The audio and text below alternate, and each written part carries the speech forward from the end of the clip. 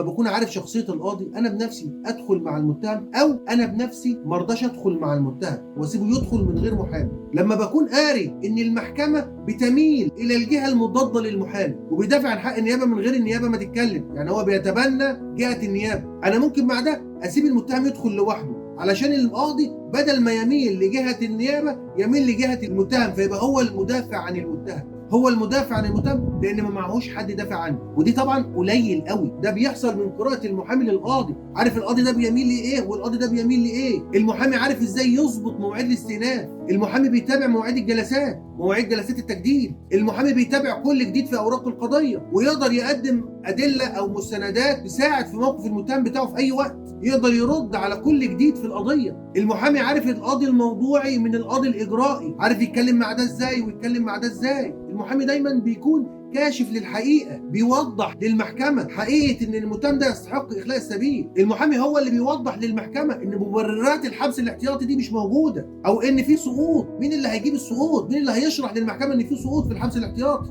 غير المحامي؟ او ان الدلائل اللي موجوده في القضيه غير حقيقيه. المحامي هو المستشار الخبير والناصح الامين لاهليه المتهم في اعداد خطه الدفاع بشكل مبكر من غير ما الوقت يضيع من المتهم. المحامي هو خط الدفاع والهجوم والفارس اللي بيحمي المتهم او المجني عليه، هو الفارس اللي بيحمي موكله وحقوقه وحرياته. المحامي دوره اهم دور في المنظومه القضائيه كلها، فما تهملش مع نفسك او ما تهملش مع ابنك او اخوك او قريبك المحبوس، ولازم تجيب له محامي، لازم تجيب له محامي يدافع عنه، لان ده مهم جدا جدا جدا.